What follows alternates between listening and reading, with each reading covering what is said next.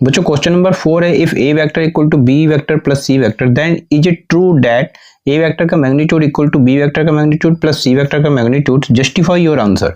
तो कैसे सॉल्व करेंगे आइए देखते हैं।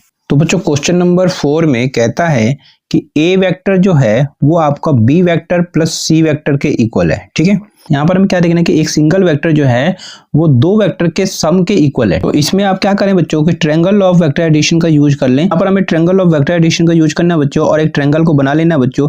और ट्रायंगल लॉ के अकॉर्डिंगली क्या होता है बच्चों कि मान लीजिए आप इस पॉइंट से स्टार्ट करते हैं चलना और आप इस पॉइंट पे आते हैं। ठीक है, तो इस तरीके से आप पहले यहाँ से चले और फिर यहाँ पर आए, यहाँ से आने के बाद आप यहाँ पर आ गए।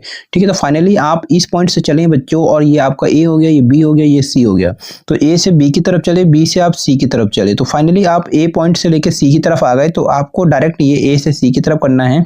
तो इस तरीके से आपको यहाँ पर क्या कह रहा है कि जो फाइनल पोजीशन है वो ए वेक्टर से डिनोट करना है। तो ये ए वेक्टर हो गया बच्चों, और ये मैंने ए बी वेक्टर कहा, ये आपका बी वेक्टर हो गया, और बी सी वेक्टर यहाँ पर जो दिखाई दे रहा है ये आपका सी वेक्टर हो गया। ठीक है, तो ट्रायंगल ऑफ के अकॉर्डिंगली बच्चों यहाँ पर ए वेक्टर जो है वो किसके इक्वल होता है, जो आप इनिशियल पॉइंट से फाइनल की तरफ आए उनके सम के इक्वल। तो b vector plus c vector के इक्वल हो जाएगा triangle law of vector addition के अकॉर्डिंगली।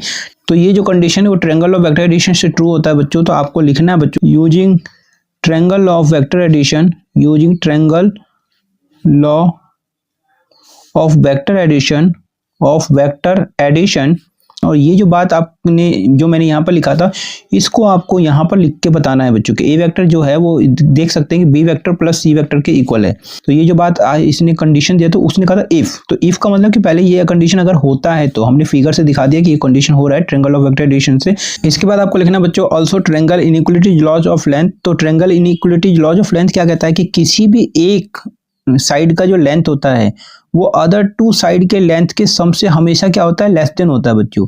ठीक है, अगर आप इन दोनों के लेंथ को प्लस करें तो जो लेंथ आएगी उससे ये वाली लेंथ जो होगी वो हमेशा कम होगी। मतलब कोई भी एक साइड का जो लेंथ होता है वो अदर टू साइड के सम ऑफ लेंथ से क्या होता है, लेस देन होता है, कम होता है। ठीक है, तो इस तरीके से ए वेक्टर की जो लेंथ होगी इस केस में अगर यहाँ पर भी देखें तो बी वेक्टर के लेंथ प्लस सी वेक्टर की लेंथ से क्या होगा, लेस देन होगा। ठीक है, लेकिन इसने कहा था कि ये इक्वल होगा, ये जस्टिफाई कीजिए योर आंसर। ठीक है, इज इट ट्रू, तो no it is not true. तो आपको लिख देना बच्चों hence it is not true, ये ट्रू नहीं होगा डैट कि ए वेक्टर की जो लेंथ है वो इक्वल आ जाए बी वेक्टर के लेंथ के प्लस सी वेक्टर के मैग्नीट्यूड मतलब लेंथ के। ठीक है, तो ये ट्रू नहीं होगा। तो और इस तरीके से ये क्वेश्चन सॉल्व हो जाता है। तो उम्मीद करता हूँ बच्चों अच्छे से समझ में आ गया होगा, और अच्छे से समझ में आ गया तो वीडियो को लाइक करना मत भूलना। चैनल पहली बार आए तो प्लीज चैनल को सब्सक्राइब जरूर कर लेना। मिलते हैं नेक्स्ट वीडियो में, अपने वीडियो को वॉच किए इसके लिए आप सभी का बहुत बहुत धन्यवाद बच्चों।